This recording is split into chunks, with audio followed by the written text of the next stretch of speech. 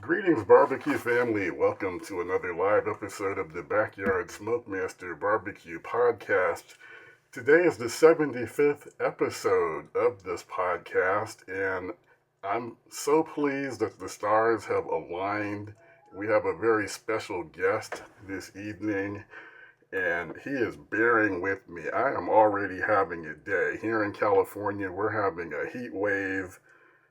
Issues with the power grid. My power went off about an hour and a half ago, and I went into panic mode, and then it magically came back on in time for us to invite our special guest. So without further delay, I am so pleased to bring to the podcast one of 40 living barbecue Hall of Famers, Mr. Meathead. Meathead, thank you so much for coming on. I do What a appreciate pleasure. it. Yes, I look pretty absolutely. fuzzy there, but that could have been the wine I had with dinner. Well, I think you look absolutely great.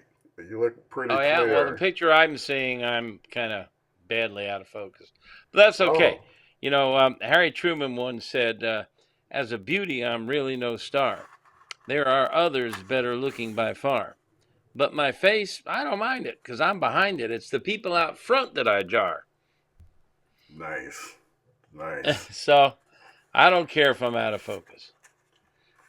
Well, you guys, let me know in the comments, guys, if to help reassure both Meathead and myself. On my screen, he looks fine and he sounds Okay. fine. But let me know in the comments if you think that he's coming in out of focus, and to give you guys a chance to weigh in on that. Let me just read some of these accolades to make sure that Oh, I'm Christ. giving him proper credit. And again, I already mentioned that he's one of 40 living barbecue Hall of Famers. He is the publisher of AmazingRibs.com, which is the largest and most popular barbecue and grilling website in the world, of which I am also one of the charter members. So I've been, a part of that community for a very long Nice. time. Oh, absolutely. Cool.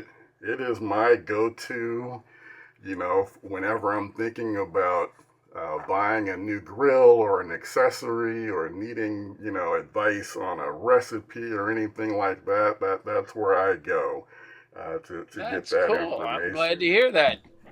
Oh yeah, absolutely.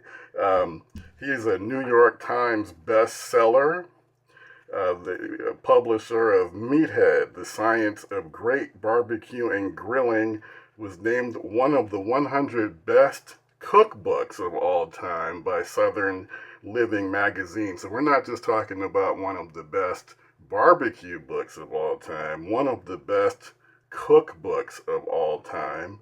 And just this a couple of weeks ago, his new book, The Meathead Method, was released. Um, and Alton Brown of the Food Network says that it's the only book on outdoor cookery that you'll ever need. So again, very thrilled and happy that you are joining us today. Oh, my So, pleasure. Thank you for the kind words. Um, it's, the first book did far better than anybody thought it would. It's about 250,000 copies. Most cookbooks, if you do 10 to 20,000, you're doing great. So that was tremendous. I think it was second only to the Barbecue Bible by Stephen Reichlin. yeah, And that book's been out 10 years longer.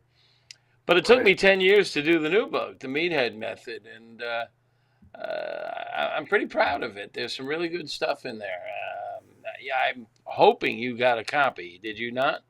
I do. I did get a copy of it, Great, and I'm great. just starting to dive into it. And, one of the things that I've always appreciated about you and your approach, is that you take the time to help us understand, the science behind it. You're not just kind of like throwing these recipes or ideas at us, but trying to help us understand, why doing it a certain way makes sense, and why that could work. And I do appreciate kind of that marriage between, the science of barbecue and the art of barbecue.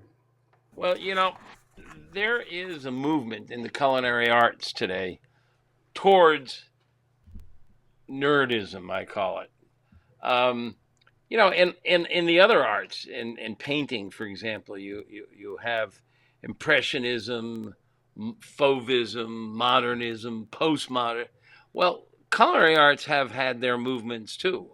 There was a period where French cooking was all the rage, and right now I think the movement is leaning towards nerdism. It's 2025. We all carry a computer in our back pocket that's more powerful than the one that went to the moon. We're an advanced society. People who cook now want to know, why do I do step one? What happens if I skip step two? My parents, it was like, do step one and shut up. Do step two and shut up. People now want to know, what happens if I swap brown sugar for white sugar? So, and I've always had an interest in the sciences. People sometimes call me a meat scientist. I'm not. But I have studied meat science. I know a lot about it. And both the books, both my first book, which was titled Meathead, The Science of Great Barbecue and Grilling, and this book, The Meathead Method, are laid out pretty much the same. The first half of the book is science. It's a science book. It's not too advanced, obviously. 250,000 people have it. It's got a solid 5-star rating on Amazon, so it can't be too complex. I try to explain in lay terms what happens when energy in the form of heat meets protein and fat and carbohydrates and all the other compounds that are in food, and what changes. Because, every time you start cooking, you start a chemistry and physics experiment. Yes. You start using physics to change the chemistry. And people seem to want to know about that. And if you understand these core concepts, then you can cook just about anything. And if something goes wrong, you can get out of it alive. So, there's a good deal of science. Absolutely. And I've liked, you said, I've read this in your book, basically you made the point that, anything that you cook indoors can be cooked outdoors and made even a little bit better. I think so. Love that.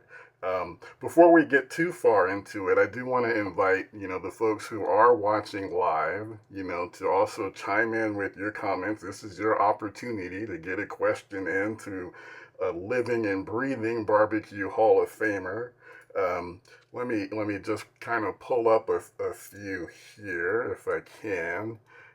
Just to reassure us all, Jeff says that you look fine. Meathead looks very good, looks well. And Mike Sue says he has the first book, really enjoyed it, so he can't wait to get the latest book. Thank you, Mike. All right. So let me dive into a few questions, and we'll kind of see where the conversation and everything goes. But what inspired you to write the Meathead Method, and how does it differ from the previous book, Meathead: The Science of Great Barbecue and Grilling? Well, it was economics. I finished the first book, and there was a lot of stuff that I couldn't fit into it. And I proposed to the publisher, let's do a 2-book set. And they said, no, the public won't spend $70 on a 2-book set. So forget about it. So a lot of stuff that hit the cutting room floor from the first book came into the second book. Now, the first book was very,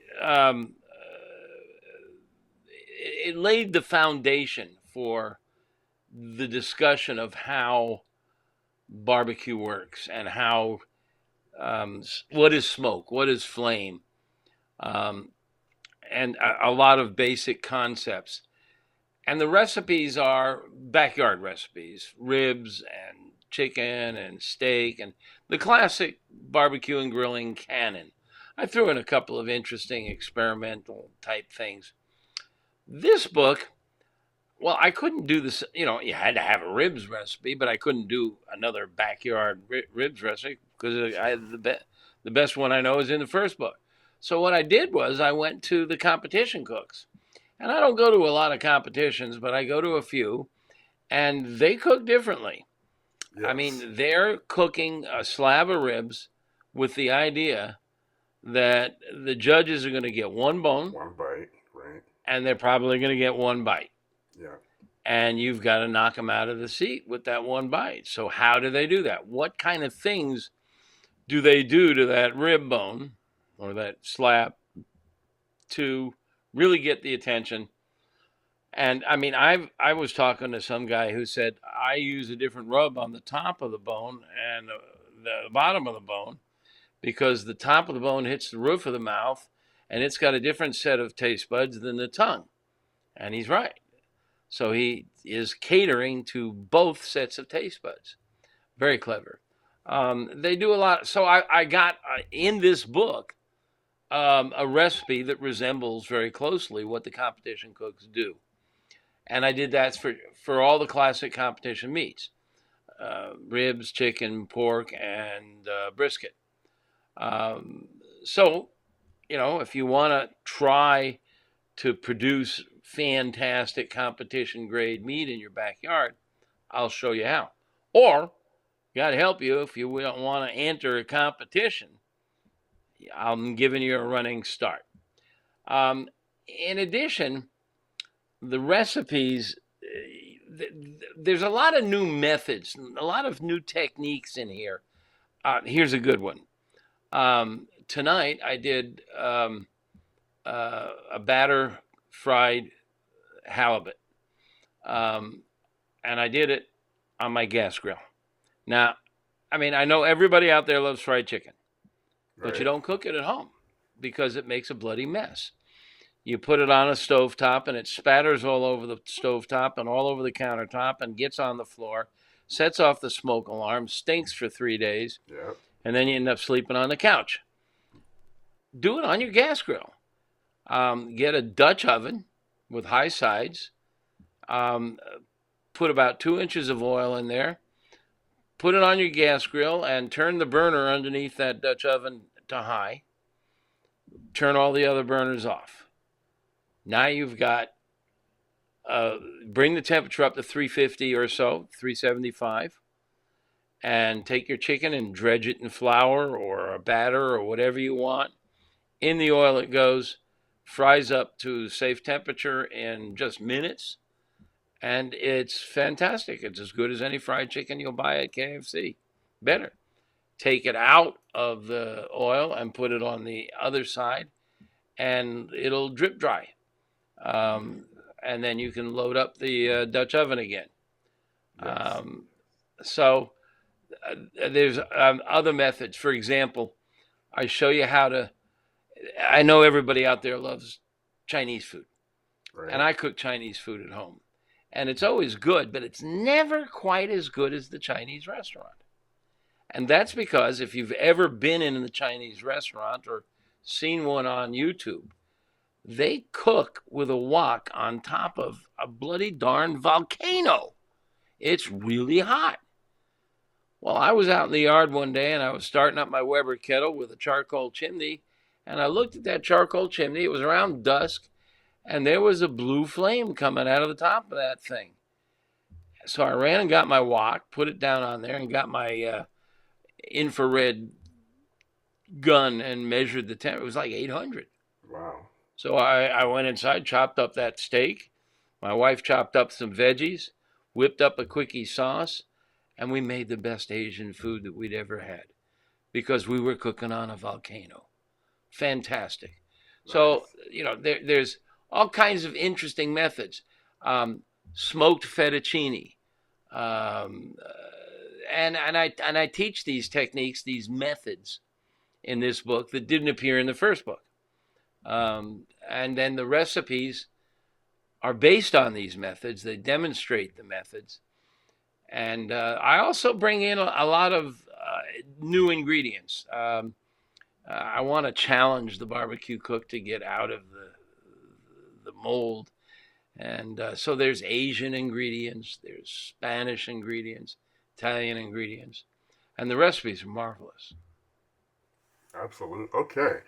Let me get to a few questions from the folks who are watching. Bruce, aka Correctional Officer for Lockdown, wants to know, when did you first start grilling? Oh, well, about age 10. Wow. My dad owned a butcher. He was a food technology major at NYU. He came out of World War II, registered at NYU in food technology, graduated after 4 years, opened a butcher shop, and he would grill. Flank steak was his specialty. And I loved going out back and hanging out with him while he was grilling. I loved the smell. He might have let me have a sip of beer every now and then. That might have got me motivated. Right. But I would hang out with him and ask him questions. I wasn't doing the cooking, but he was.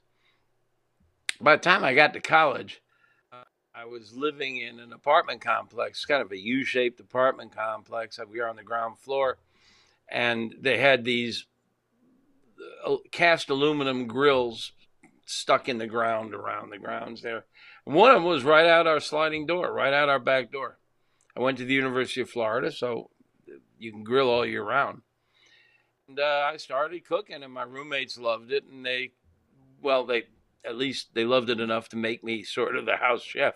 Of course. And I cooked all the time. I loved it, and I wanted to get better. And I went into some of the neighborhoods that the white college kids didn't normally go into, and I met Y.T. Parker, who had a barbecue joint with an open pit out back, and I started eating there and asking him questions, and he finally let me go out back and hang out with his buddy, and they gave me a sip of beer too, and I learned Southern open pit barbecue from those guys. And that just furthered me down the path. So I've been hanging around grills for a long time. All right. So if it's just you and your family and you're hungry, you're not out to impress anyone, just want to eat good, what are you cooking? Well, it would either be ribs, which is why I started the website. My neighbor was a butcher, and he was bragging on his ribs, and I was bragging on my ribs. And he challenged me to a competition, a throwdown with our wives as the judges. And so this is in the 1990s. And the internet was very different. There was no Google. The number one search engine was Yahoo. Mm-hmm. And Yahoo actually had human beings that went out and found websites and ranked them by human beings. And the internet was there was just nothing there about barbecue. There was no real barbecue website. And I had a little tech gene in me, so I started a website, and I thought I'd call it Amazing Ribs because I was going to have a great rib recipe to beat my butcher neighbor. And I put it on the internet, and eventually it grew, and I added steak and brisket and hamburger, and there's 2,000 pages on AmazingRibs.com that are free to the public, from recipes, science, myth busting. We're good at that. Product reviews. Right. We got a guy full time testing grills, Max. and smokers. Max, Max. Absolutely. And that's all he does. He tests grills and smokers. We don't sell anything. We'll send you to a page that you can order it or something, but we don't sell them. We got an electrical engineer who tests thermometers, hundreds of them. If you're shopping for a thermometer, check that out. And so I suppose if I was going to have one last meal, which is always the question I like to ask, you're on death row, what's your last meal going to be? It'd probably be ribs. But I got to tell you, I do love my steak. And it used to be I would argue adamantly in favor of ribeyes, but my dad's love of flank steak caught me. And I love flank steak, but your typical USDA choice flank steak, or even USDA prime, can be a little tough. You can make it tender if you cook it properly and you slice it properly. And one day, just on a splurge, I bought some Wagyu flank steak, and that kicked the ribeye off the chart. Wagyu, which is expensive, which is, Right. but it is the perfect tenderness and fattiness. And it's if you haven't done it, go get yourself a Wagyu flank steak. And we'll talk maybe a little later about reverse sear and stuff like that, but cook it hot and fast. Hot and fast. What did you? Paul? Oh, yeah, Weber kettle. Okay. Weber kettle, and I still have a Weber kettle, and it's just my wife and me. And I although I have a fantastic Hasty Bake 357, which is just an amazing charcoal grill. I absolutely adore it. But I end up cooking on my Weber kettle most of the time.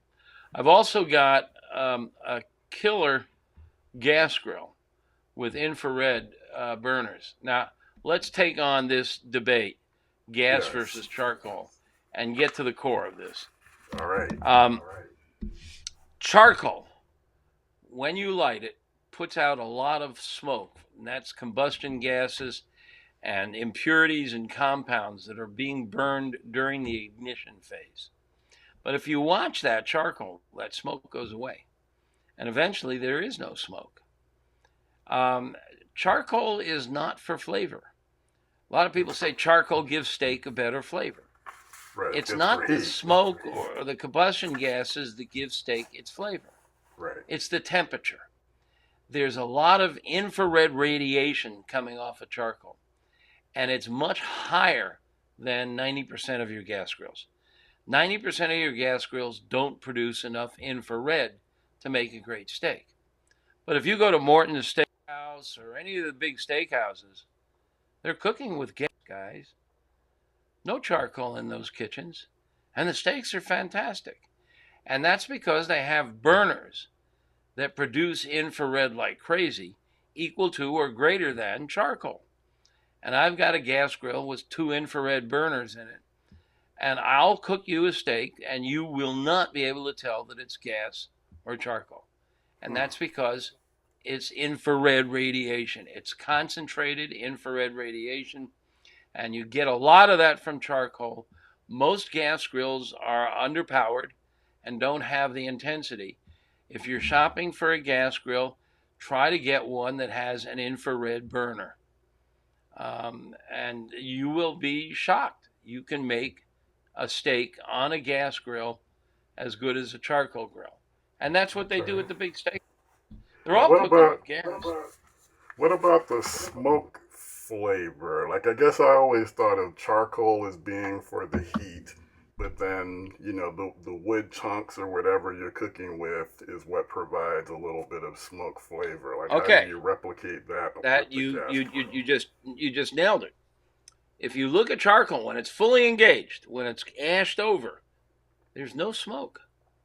Now I'm talking about briquettes, and I'll differentiate between and briquettes in a minute. There's no smoke. Charcoal is for heat. Wood is for flavor. You get a chunk of wood, you throw it on the charcoal, catches on fire, and creates flavorful smoke. That's what you want. Charcoal is for heat. Wood is for flavor. Now, lump charcoal is different. Lump charcoal is made from whole chunks of wood. And in that bag, you might find a piece of charcoal the size of a softball and a lot of pieces the size of your thumb or your thumbnail. And then there's a lot of dust in there too.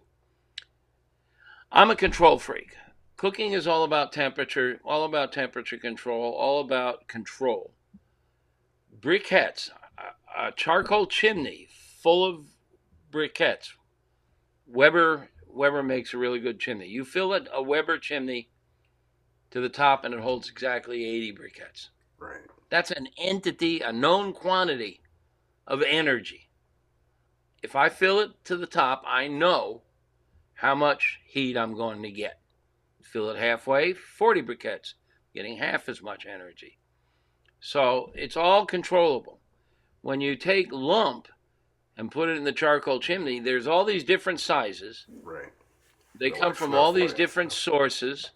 I've seen lumber in there, and God knows they use all kinds of preservatives in lumber to kill pests and other things.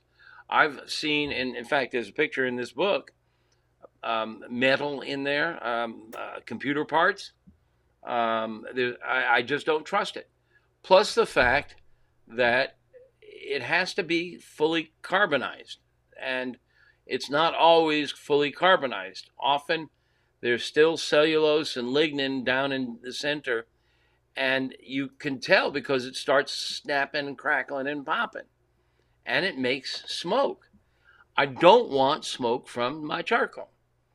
I don't know what kind of wood it is. I don't want charcoal smoke. I want wood smoke. So I'm a briquette.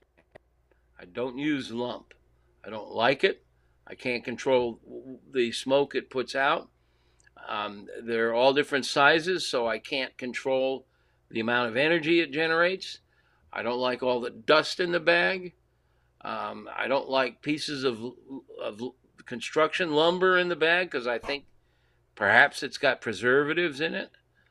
I am a charcoal briquette guy, and I don't mind the fact that they use some binders to hold they're made from sawdust, and they compress them with sawdust, and they use some harmless binders to hold it together. It doesn't scare me or concern me a bit. That's control. Okay. Yeah, that was going to be my next question about the briquettes. All right. Well, I've never heard anyone formulate the argument for, briquettes so strongly in comparison to lump. So I think that's definitely some good nuggets for us to chew on. We do have a question. Which do you prefer, cast aluminum or porcelain enamel steel? I think this is related to grates. I think he's asking which do I prefer as a grill grate. Yeah. I absolutely hate cast iron. It rusts too easily. You've got to put too much effort into maintaining it. My preference is stainless steel, thin wire grates. And that's because I don't want grill marks. The hot metal makes your grill mark. It's very hot. And it makes your grill marks, and all the TV chefs show you how to set meat down and then rotate it 45 degrees. That grill marks are a chemical reaction called the Maillard reaction. And it happens when proteins and amino acids are subjected to high heat. And there's three kinds of heat on your grill. There's conduction, which is the heat you get from hot metal. There's convection, which is warm air flow. And then there's infrared, which is what you get when you're cooking right over charcoal or flame. And they're all different. The conduction is the most energific or high energy. The infrared is next, and convection is dead last. And if you understand them and where to get them, you can control heat and you can control the outcome. Well, browning of the surface of the meat is a Maillard reaction. And that's changing the chemistry in the surface of the meat. And it creates new flavors. And a lot of them are really good. And that, when you do a Christmas beef roast, that end cut is dark brown, crunchy. Your beef brisket, you've got your bark. Everybody loves the bark. Well, I want my steak to have a bark. I want my steak to be even brown all over. I want it tender and juicy in the center, and I want the surface even. I don't want grill marks, because in between the grill marks, there's meat that hasn't been Maillard flavored. So my answer is I want a thin wire, and I will. And here's another. A lot of your listeners out there going, "This guy's breaking all the rules. He's a effing idiot." Call me an effing idiot if you want, but a lot of the rules that we have learned came down to us like I learned from my dad, and he learned from his dad, and he learned from his dad. But it's 2025, for crying out loud. Right. And we have food science departments in every university. And we've learned that a lot of the old rules are myths and need to be broken. Yes. And here's one. Cooking a burger, for example. And you're all told, set the burger down and don't move it. There's really good research, really good evidence that you should flip it, and you should flip it often. You should flip it every minute or two. And it cooks faster, and the interior is more even color if you flip it. Every cookbook ever written says, don't smash your hamburger with a spatula. But the juices that come out of that hamburger, the fat and the juices and the seasonings, hit the fire or the hot metal on a gas grill, and they vaporize and come back up onto the burger and give it great flavor.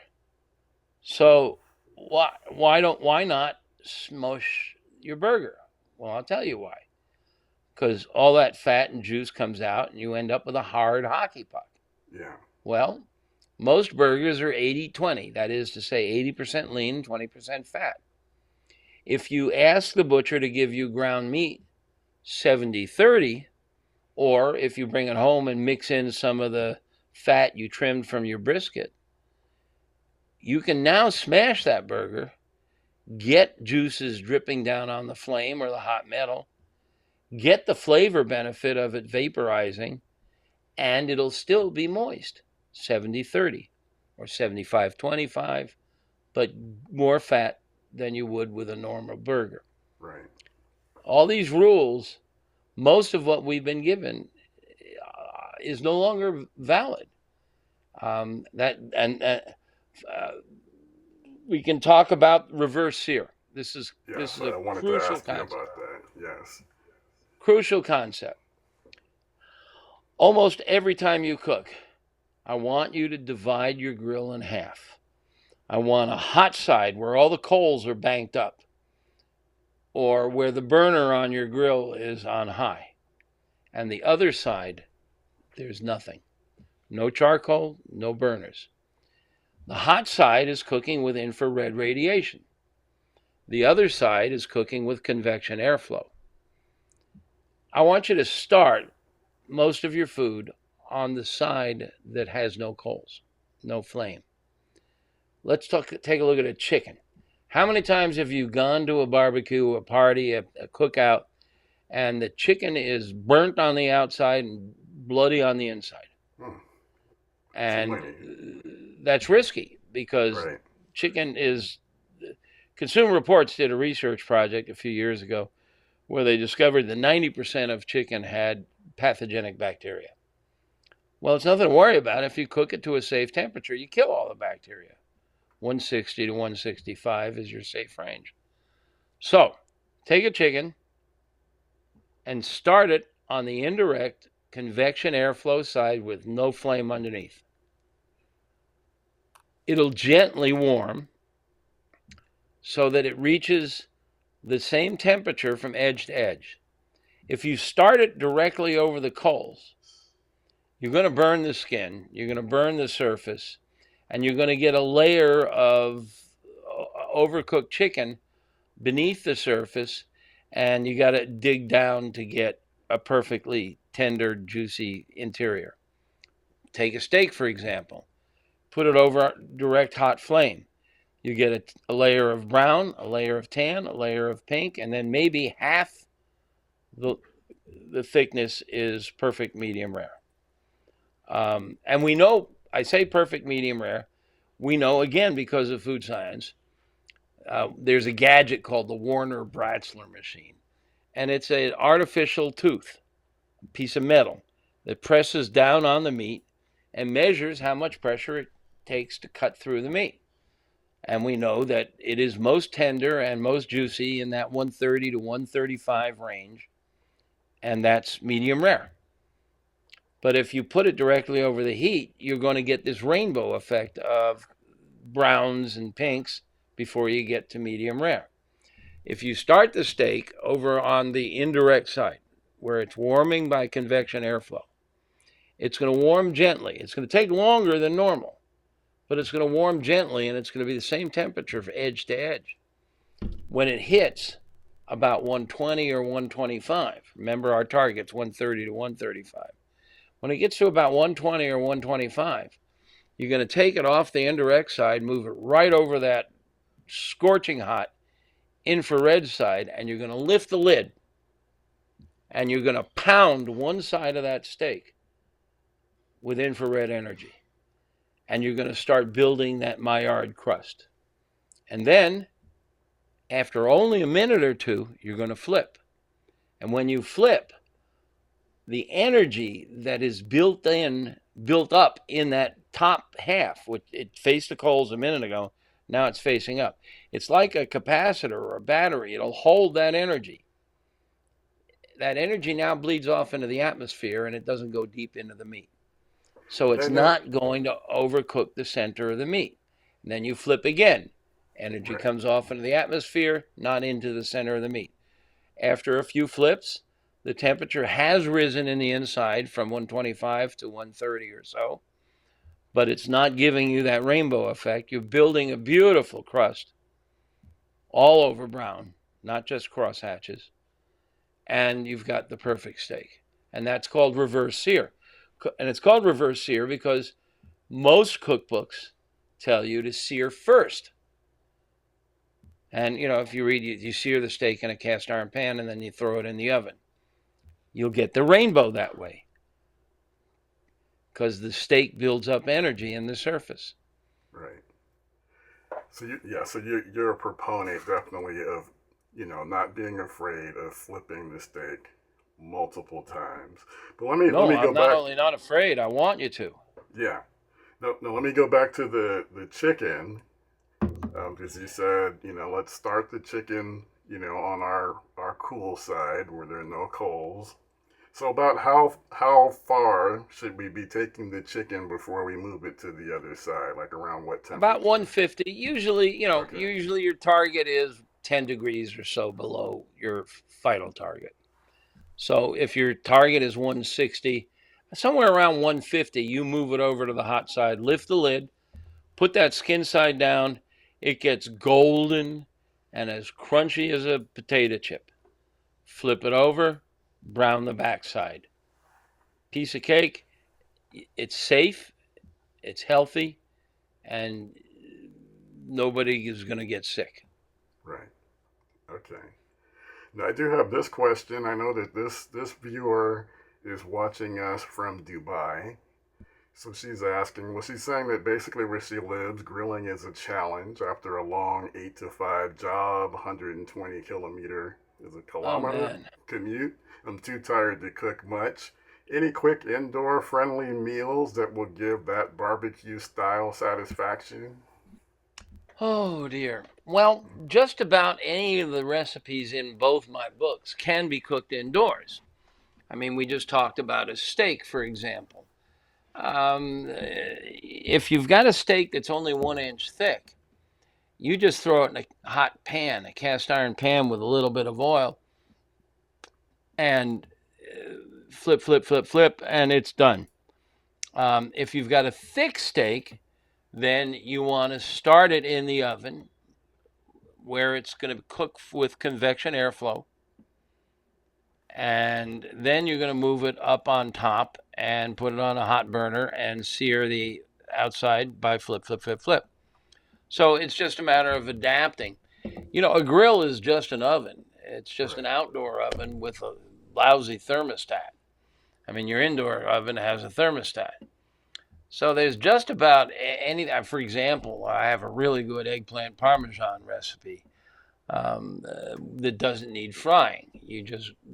I grill the tomatoes. Well, you don't have to grill them. You just put them on a sheet pan and bake them or broil them until the skin starts to crackle and blacken. You peel the skin off, throw it in a jar, and keep it in the fridge. And now you got fire roasted tomatoes.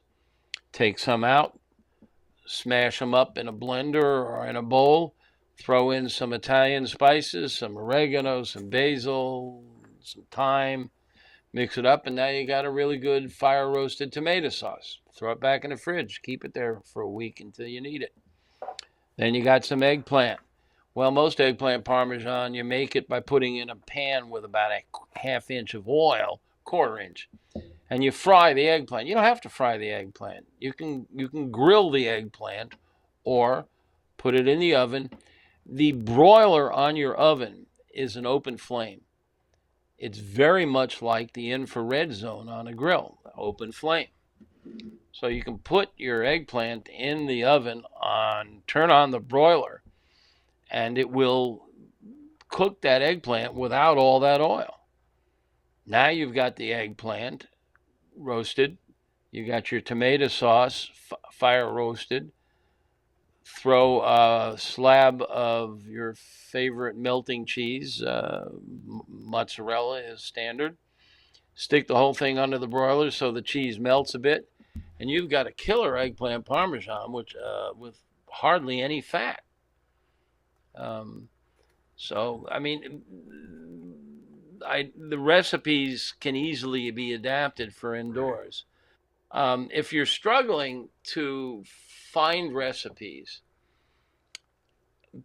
I would recommend that, well, the reason you're struggling is because you don't know enough about cooking. And I don't mean to insult you. It's just that you wouldn't be struggling if you understood how cooking works, these three kinds of energy. And, here's a really good example. Fire up your indoor oven to about 200 degrees. When it gets to 200 degrees, open the door and stick your hand in there. You can do this. It's not going to hurt.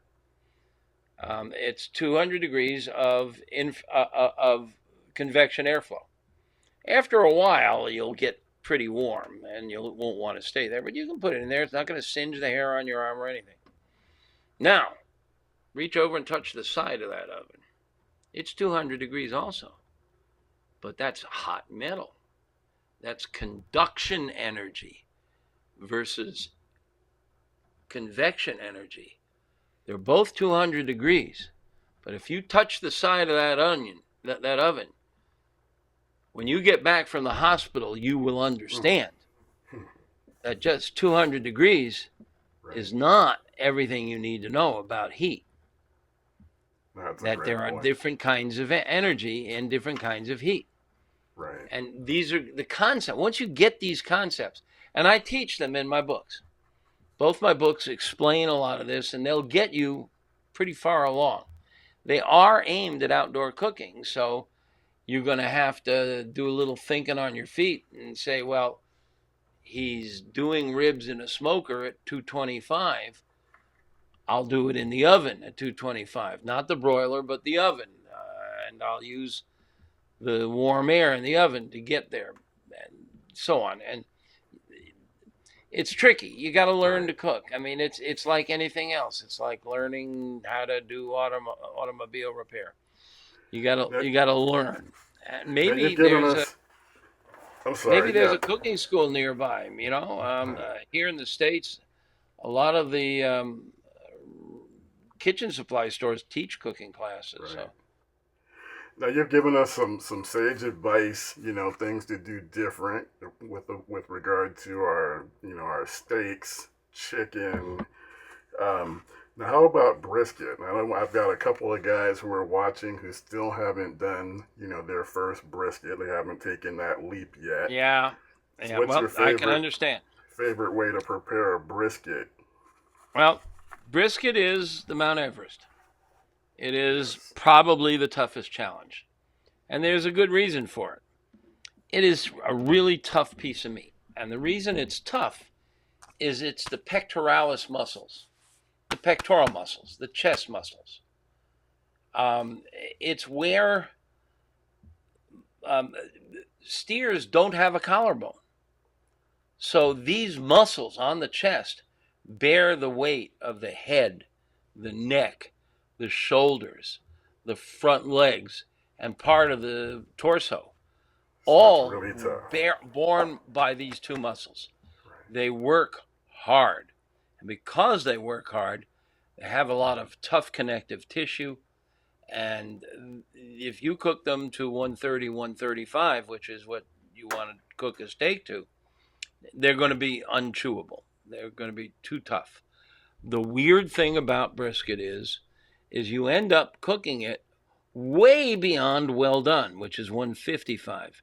You're going to take it up to a minimum of 190, and I like 203 in that general range. Now, when you get up there, a lot of that connective tissue melts. It turns to gelatin. The fat renders. The muscle fibers relax. Right now, the top competition cooks are doing something that I've been doing for years. There's two muscles in the brisket. There's the flat and the point. And they lay on top, one lays on top of the other. The point lays on top of the flat. And in between, there's a very thick vein of fat. Take them apart. Separate them. If you leave them together, you have a pear-shaped piece of meat. It is thick on one side and thin on the other. The thing that determines how long an object cooks is its thickness, not its weight. Its thickness. A 6-inch thick brisket that weighs 18 pounds and a 6-inch thick brisket that weighs 14 pounds will cook at the same rate. You have a roast, a Christmas prime rib. You go out and you buy a full 7-bone prime rib. So it weighs 12, 14 pounds, something like that. And then you go out and buy another one that's only 3 bones wide. But they're both 4 inches thick. They will both cook at the same rate, at the same time. That's because it takes time for energy to enter the meat and reach the center. And how thick it is determines how long it takes for that to go. So when you see a recipe for a roast or something that says 10 minutes per pound, run. It's wrong. It's how much. And the way to tell when your meat is ready is with a digital thermometer. This is the year 2025. And I keep running into knuckle draggers who say, I don't need no thermometer. No. You know? Yeah, no excuse. That's for thermometers are for sissies. A medium rare steak is 130, 135. If you use a digital thermometer, you'll never go wrong, and you'll never have to apologize to your table, where you might have the boss over for dinner. That it kind of got away from me. I'm sorry. You'll never have to say that again. And no need for chicken, guessing. which often has pathogens, you'll never have to take Granny to the hospital on the 4th of July. So you must have digital thermometers. We'll come back to the brisket question in a little more, but I'm rambling now. This is my favorite digital thermometer. Hard to see whether you can see it. Fireboard It has Spark. a probe, and this is the Fireboard Spark. And it is incredible. It is really accurate, like within a degree or two, in less than 5 seconds. It has a port on one end where you can attach a probe on a cable, and it sells for about $150. This guy is a ThermoPro. I don't know if you can see it. Yeah, we see it. And it's got a nice long probe, and it is really accurate and really fast, and it's $15. Right. $150 versus $15. So you don't have to spend $150.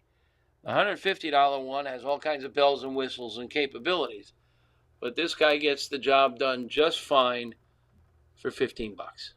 It's on Amazon. That's right. So back to the brisket. If you separate the two muscles, the flat muscle is just as its name applies. It's flat. And if you cut slices out of it, they're almost all uniform. They're gorgeous. They make beautiful sandwiches, just like corned beef sandwiches, and they're that's part of the display of a competition brisket, is those nice, gorgeous, even slices.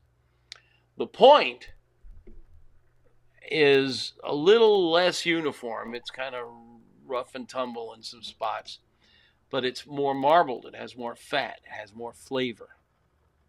And the fat is the marbling. This is a really important point. Remember, surface fat cannot penetrate the meat. Meat is 75% water. Fat is 100% oil. Oil and water do not mix. So if you're working on a brisket, you'll notice that one side is pretty much bare meat, but the other side has got a thick layer of fat. Get rid of it. It does you no good. It cannot any place on this earth, it cannot penetrate the meat. Yeah, the meat is. Let me just ask you real quick, because I saw this on Facebook today, and I had never heard this concept, but apparently there are a lot of people out there who believe that they don't need to trim the brisket at all. They're just buying the brisket and putting it on the smoker with all that fat. And I'm kind of thinking that doesn't make Looney any Tunes. sense. Yeah. That's Looney Tunes. Okay, let's take a look at all that fat. First of all, I want you to separate the muscles, but let's take a look at that fat. Right. That can be 3/4 of an inch thick or more. You're going to put your spices, your rub on top of it.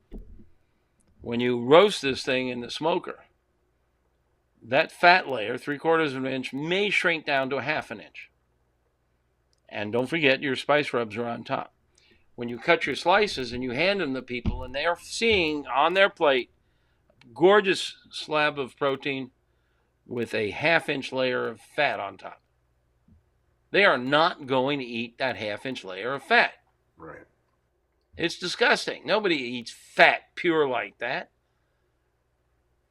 They'll cut it off. And when they cut it off, what happened to your spices? There they go. Oh, yeah. In the trash. Remember that fat cannot penetrate the meat at any. Honestly, this a fact. Meat is 75% water, more or less a few points, depending on where you get it. But it's 75% water. The oil in the fat cannot get in. The marbling inside, and the point has plenty of marbling, and and that fat melts and mixes with the muscle fibers, and it's marvelous. But it's within the muscle fibers. It's not on top. So you're going to get as much of that fat off. I take it down to about 1/4 inch. 1/4 of an inch. Mm-hmm. And then it melts down to about 1/8 of an inch during cooking and drips off. That 1/8 of an inch of thin layer of fat, your guests will eat that. They'll cut the meat and they'll eat the fat. But the other option is to get it all off and get your rub on top of the meat. Right. Flavor the meat with your rub. And that's a much better solution. So whomever you listen to on Facebook is dead wrong, and you can tell them I said so. And but they'll argue with it. Yeah, no, I went through this. Yeah. I mean, barbecue cooking, arguments often end in gunplay. Right. I've run into this. I at every turn. At every turn, I run into the old timers who tell me I'm nuts. Right. But for every one of those, there's 100 who say, "Oh my God, you've improved my cooking immensely." Right. Now, fat side up or fat side down, does it matter, or does it depend on what you're cooking on? It depends on your device. If you're doing a Weber Smoky Mountain, the fire is down below. So you put the fat side down, and it'll absorb some of the energy and melt some of the fat. But if you leave it fat side up, then some of that fat will roll around on top of the meat. It's irrelevant. It doesn't make much of a difference. On an offset smoker, fat side up.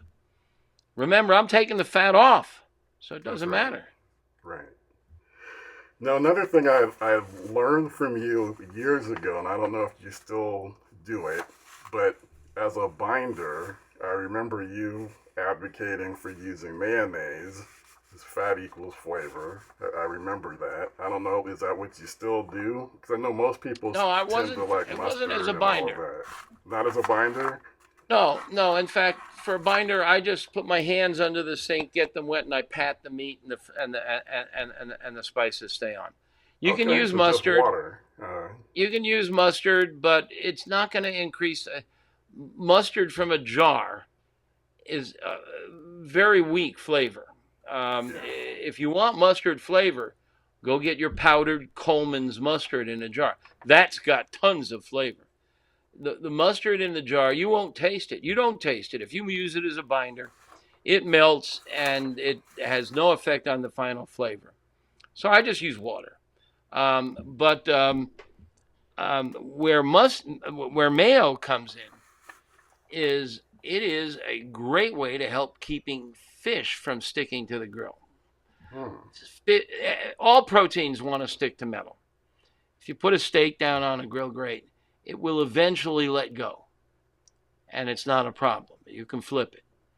But fish, by God, if you put it down on the grill and it sticks, it is not letting go. You better have a really sharp spatula. And I do this, by the way. I get my spatula. I got a grinder in the basement, and I go down there and I sharpen the tip of that spatula as sharp as I can get it, like a knife blade, to help me get under things like fish. Mayonnaise actually works better than oil. I don't know for sure why, but mayonnaise is a mixture of oil and egg and a little bit of vinegar or lemon juice and a sprinkle of salt, and that's it. So there's something about the oil and the egg that I think helps keep fish from sticking. But a better solution is there's a gadget out there. It looks like two tennis rackets. It's hinged at the top, and you put the fish on the webbing portion. It's metal, not catgut. And now you turn the tennis rackets, so it's not going to stick to the grates. It will stick to the tennis rackets a little bit, but if you use mayo, it will let go. And you don't taste the mayo. That's the weird thing. I know there's a lot of people who hate mayo. It disgusts them. I don't know why. It's a psychological thing. But you won't taste the mayo. It works. Yeah. Now for spritzing, I usually just spritz with water. I don't know if you think that there's anything in particular that does any better. And then how important is spritzing during your cook? That's the core question. All right, think about it. You're going to take water or apple juice or Jack Daniels, whatever. You're going to spritz your meat. Say you've got a brisket. And brisket's taking a long time to cook, right? If you spritz it, now you're cooling the surface. Right. Now that could be good. That you may want to slow down the cook. but you're cooling the surface. So you're slowing down the cook and you're adding time to how long it takes to cook. Now, are you adding moisture? Not much. Remember, meat is 75% water or so. It's pretty saturated. But as it cooks, the surface dries out.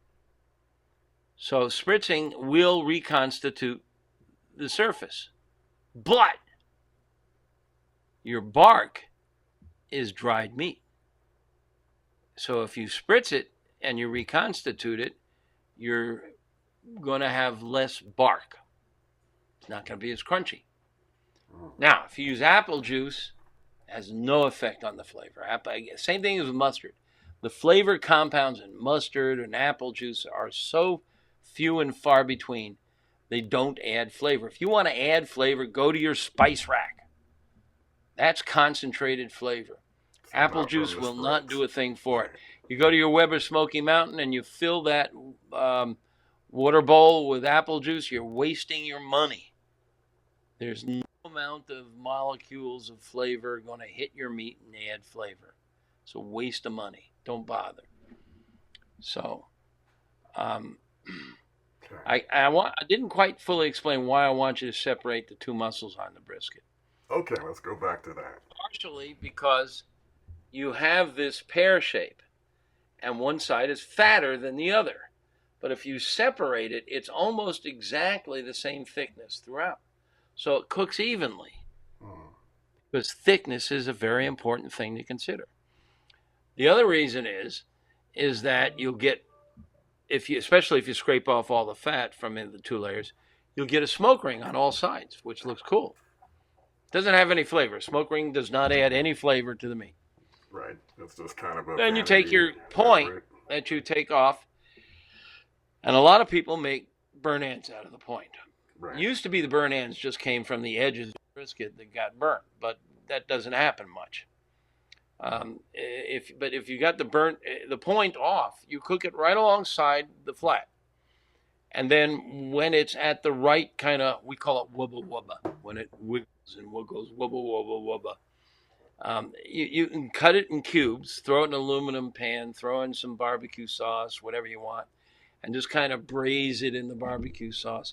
And it gets really concentrated, and then you can pull them out and roll them around on a grill to get them crispy or crunchy, and they're fantastic. Those are burnt ends. You make a banh mi sandwich out of those. It's straight to heaven.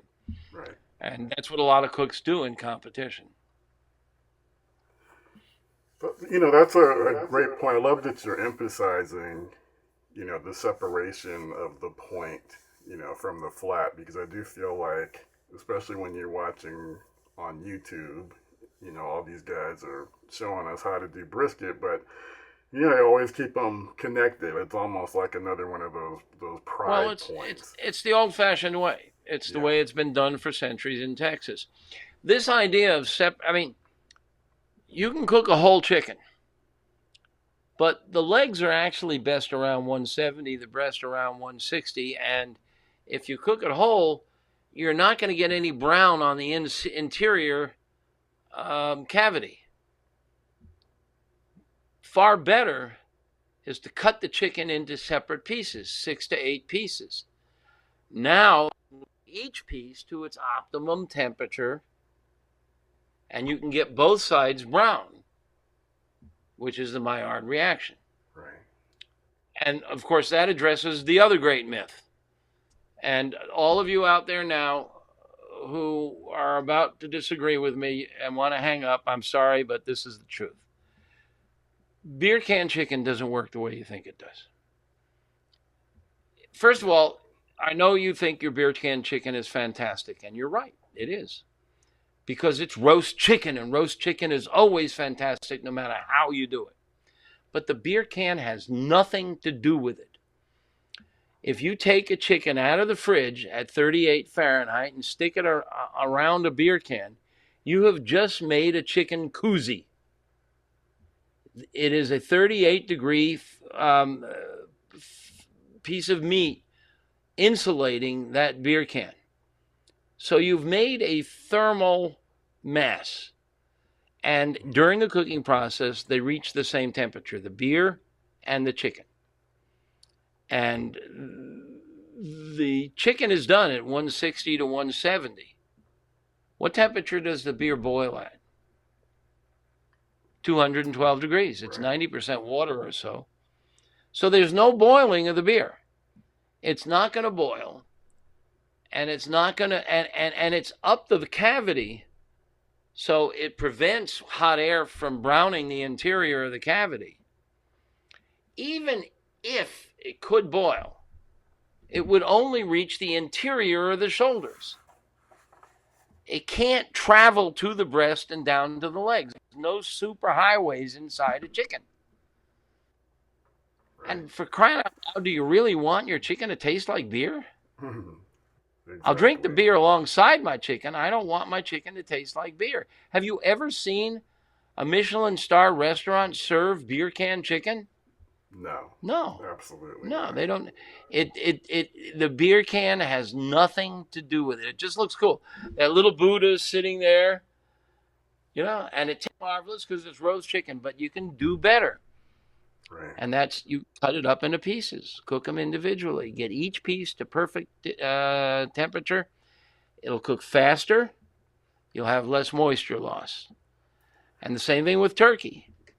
I know that your Thanksgiving turkey has to look like a Norman Rockwell painting, but if you are willing to at least spatchcock it, which is to open it up and butterfly it, now you can brown the inside. It'll cook faster and less moisture loss. Cooking whole animals or multiple muscles at one time is hazardous. Think of cooking a whole hog. Yes. You're going to cook a whole hog. What is your target temperature? Well, you're going to cook it up into around the 190, 200 range in order to properly cook the shoulders and the hams. Well, if you're going to do that, you're going to absolutely destroy the tenderloin, which is best at 140. Or the loin, which is best at around 140. Those are tender, low-fat pieces. You cook them up to the temperature of the shoulders, you've ruined them. Far better to break your pork down into individual pieces and cook them separately. All right, guys. Now we're being joined by Barbecue Hall of Famer, one of only 40 living Hall of Famers, Meathead. He has a new book out, The Meathead Method. So in that book, you're going to get sage advice as well as, recommendations that aren't just being pulled out of the sky, but he's giving you the science behind it, which is what I love. And you've touched on a number of things that, kind of sparked these different questions in my head. But I know another thing that you are a big proponent of is the importance of safety and cleanliness. Can you touch on that as well? Yeah, I had the good fortune to marry a PhD microbiologist.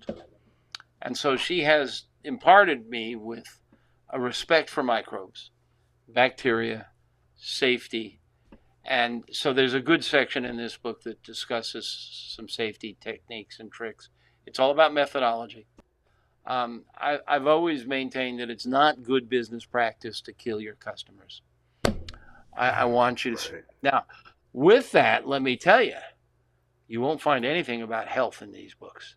I do not write about health. I don't know what the dietitians, the doctors, the health people... there is an article on AmazingRibs.com in which I discuss my concerns about dietary science and my disdain for what a lot of us see. I spend some time on X, Twitter. It just makes me sick how much health advice is there. Eat nothing but meat. Don't eat meat. Eat fat. Don't eat fat. And it's all anecdotal. There's little factuality or science behind it. And even the official stuff from the top scientists, it's always questionable because the methods they use, I can, for example, I work with a scientist, both my wife and I work with Professor Greg Blonder of Boston University. And years ago, I asked him, I said, how do we determine what causes the stall? Now, the stall is when you're cooking a brisket or a pork butt, and it goes up to 150, 160, and then it stops. And nobody knew why. And how do we determine this? So he designed an experiment.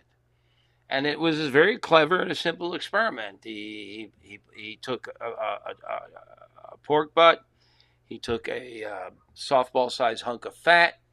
He took a big sponge and filled it with water and put them all in the smoker and measured the temperature on them.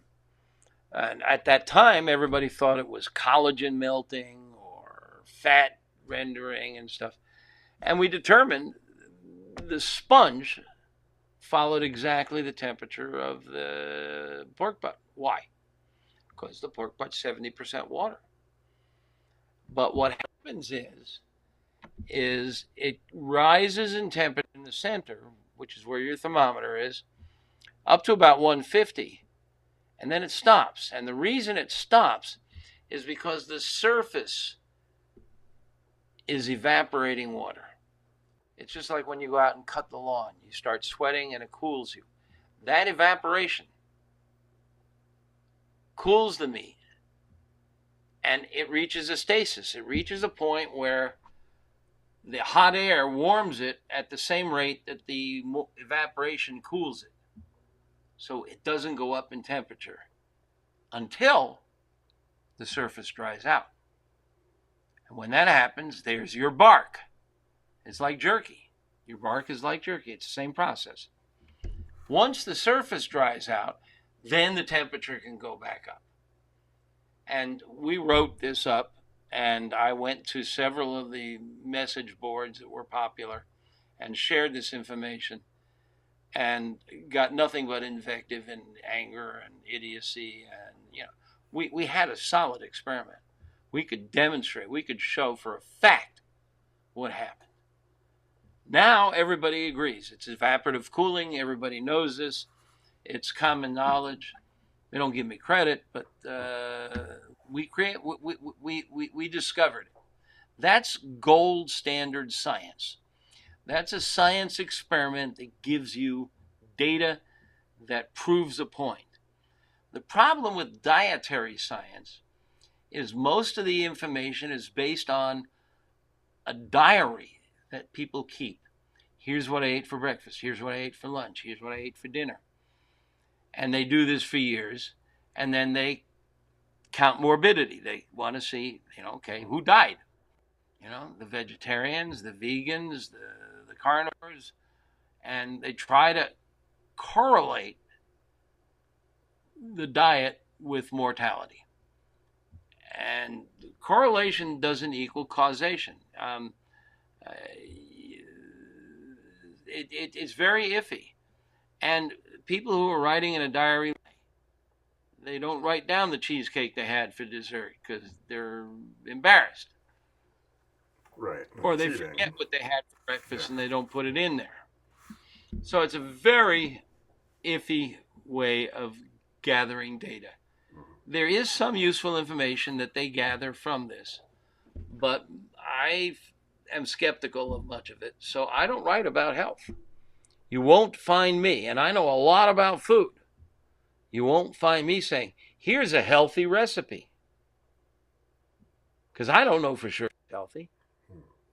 My eggplant parmesan on the grill has much less oil than eggplant parmesan in the kitchen where it's fried.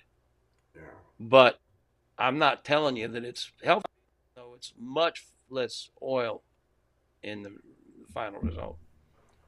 So there is a lot of safety stuff, but not health stuff. Okay. And I totally respect that. As you so eloquently described. Now, you've already busted some barbecue myths for us.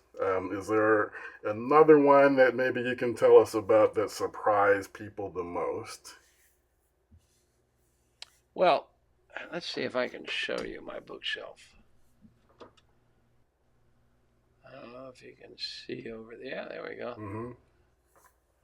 There's two bookshelves. They're a little hidden behind my monitor here. Two big bookshelves from IKEA. Probably 200 books. They're all barbecue books. There are that many out there. And they all tell you, soak your wood. Now, we haven't talked about this yet, have we? Yeah, no, we haven't. Yeah, forgive me. I've talked to a lot of people. I forget who I talked to about what. I know people believe that you should soak your wood chips. Everyone says soak your wood chips. All right, let's think about this for a minute. You know why they build boats out of wood? Because wood doesn't absorb water. Now, I've done this. You go and get a bunch of wood chunks, wood chips, soak them, not just for an hour or two like a lot of the books say, overnight. 24 hours. Take them out, pat the surface dry, because there's a lot of surface water on there. And the weight gain is about 2 or 3%. And most of that is just because water sticks to the rough edges on the surface. Cut the chunk of wood open, bone dry in there. The water doesn't get in. Now, take wet wood, throw it on a charcoal fire. What's it going to do? It's going to knock the temperature down. You worked hard to get it up to 225, and now you've knocked it down to 200. You got to get it back up. But there's all this beautiful white puffy stuff coming out. So you think you got a lot of smoke. It's not. It's steam. Hold a mirror in it. It's steam. And the reason it's steam is because water boils at 212. Wood smokes at 500. So you throw that wet wood on top of a fire, and it takes a few minutes, and it produces a lot of white puffy steam. And it can't go beyond, the wood cannot go beyond 212 until the water evaporates. Then it finally goes up to 500, and now you got smoke. And by the way, you don't want the smoke to smolder. Smoldering wood is because it's starved for oxygen. And it doesn't taste as good as wood that has burned with a yellow flame. That yellow flame is consuming impurities coming from the wood. You want to give it all the oxygen it can take. You'll see a lot of the big pitmasters with big horizontal, they open the door. They let the air flow. You want yellow flame. You'll use more wood. People complain, I use a lot more wood when it catches on fire. That's okay. The smoke is better. It tastes better. And then in terms of the smoke, you know, we hear a lot about the blue smoke, the thin blue smoke, or the almost invisible smoke. Is that what we really should be looking for? Is that important? Yep. Yeah. When you have burning wood with a yellow flame, it produces very little particles.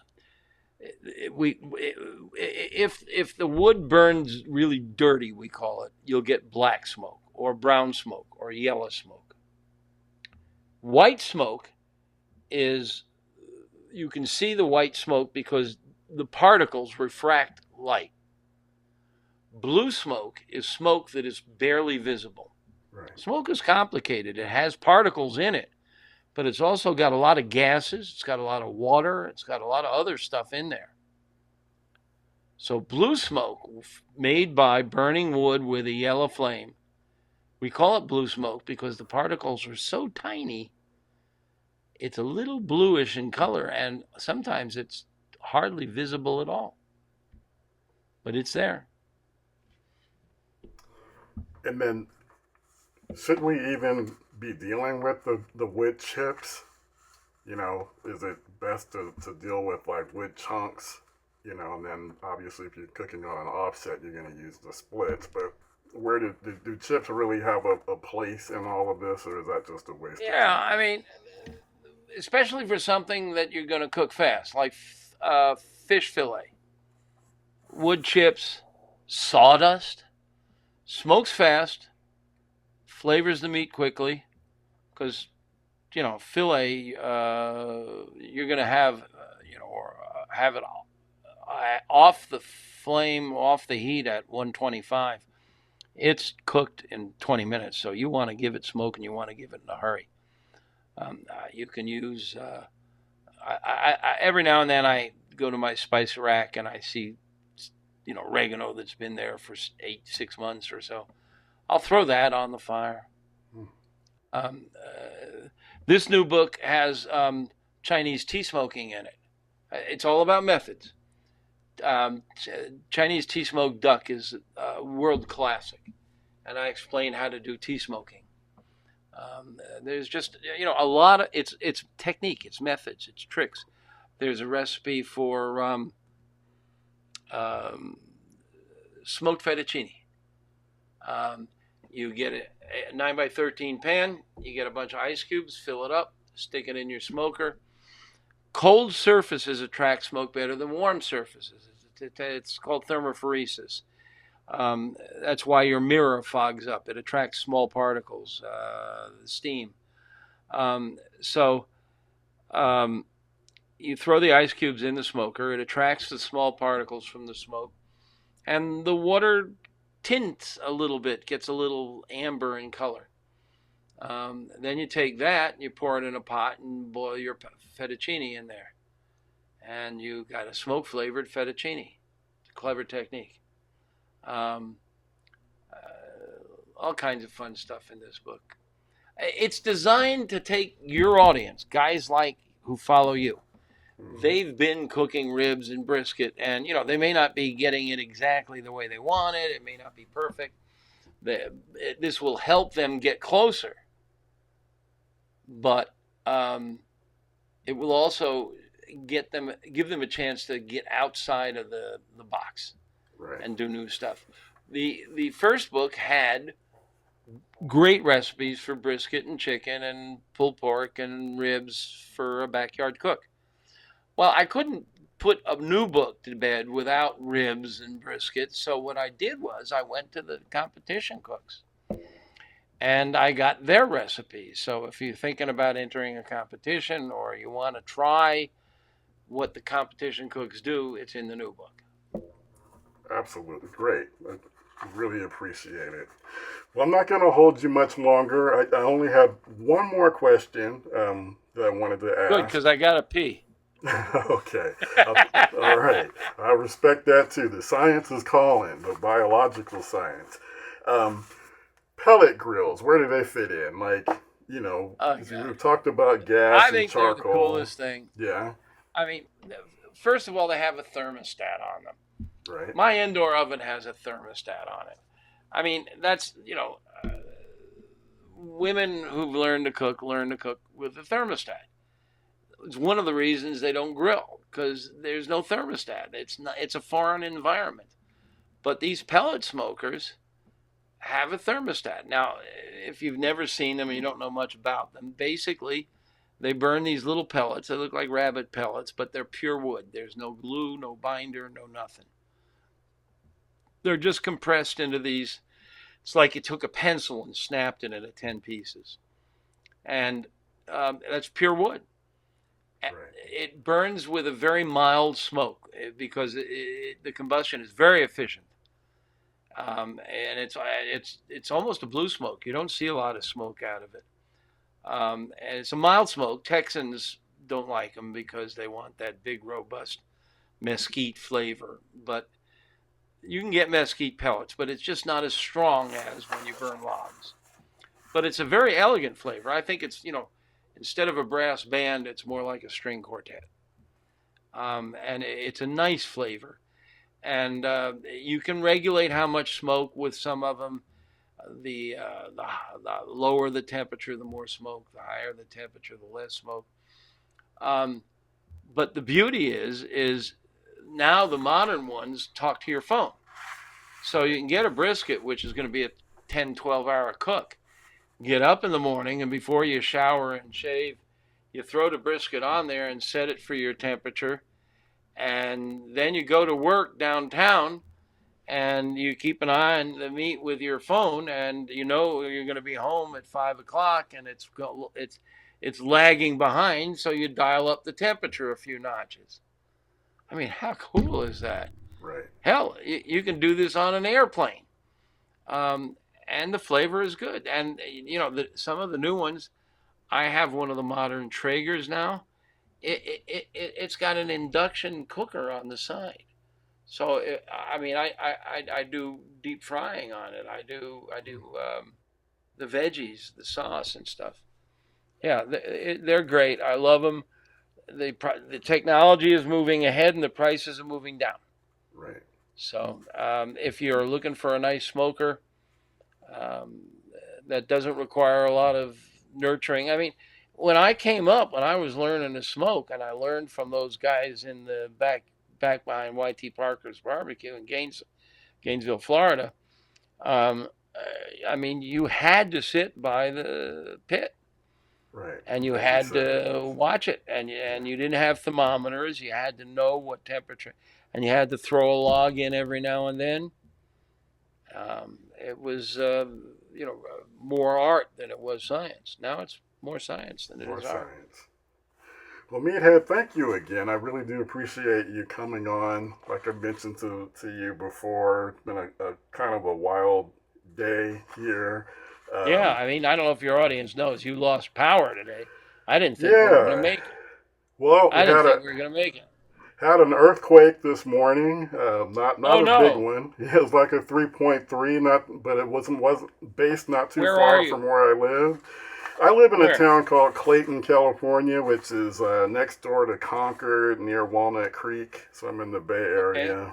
I know where Walnut Creek is. Yeah, I'm a little bit east of Walnut Creek. So we had a little bit of an earthquake. Had our first 90-plus degree day. I think it was 97 or something. And, you know, we just can't handle it.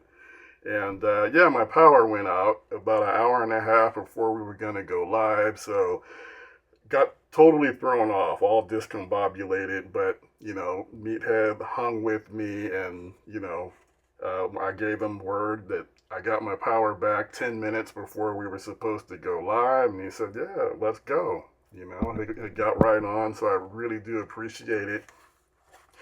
One more thing, for the folks who are still watching, I forgot to do this. I talked to your publicist. She agreed that I could give away a copy of your new book, which is the Meathead Method.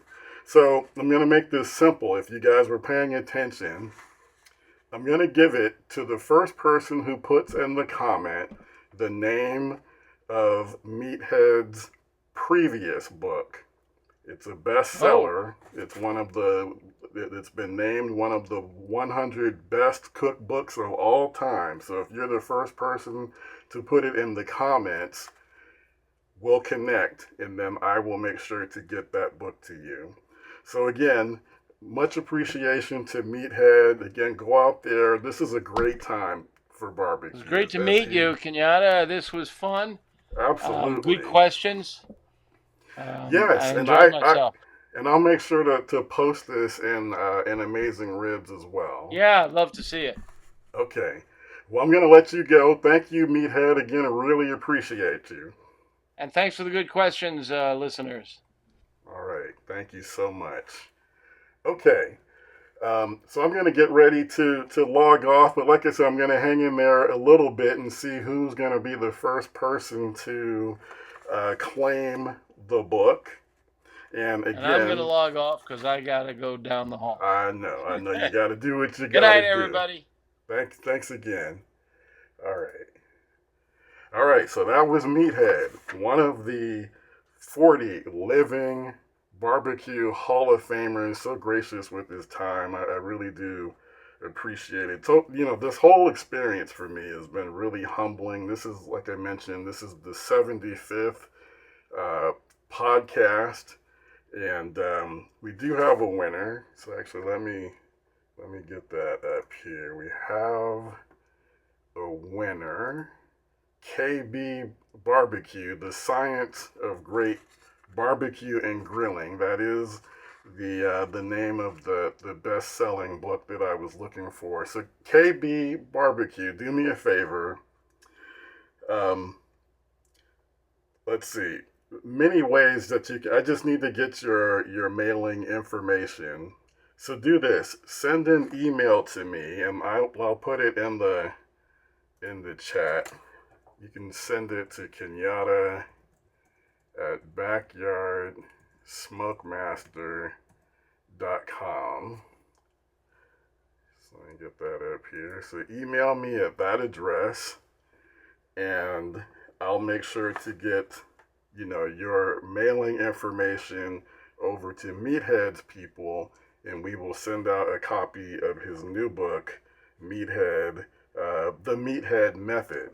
So as I was gonna say though, I think this is an incredible time, in barbecue. And as he eloquently, put it, back in the day, um, we were more kind of, just kind of doing kind of hand-me-down, traditions, one generation to the next. And like you said, it was more of an art. But now with the marriage of barbecue with technology, we've got all these different accessories. We've got these digital thermometers that let us know the temperature, inside of our meat instantaneously. We've got things that help us measure the temperature inside of our cooking chamber more accurately than the built-in thermometer that came with the grill. Like I said, a ton of different accessories. We've got these pellet smokers with these electronics that will moderate the temperature for you. That'll talk to our phones so you can, monitor what's happening, inside of your smoker, with your phone and everything. So, it's just a really a great time to be involved in barbecue.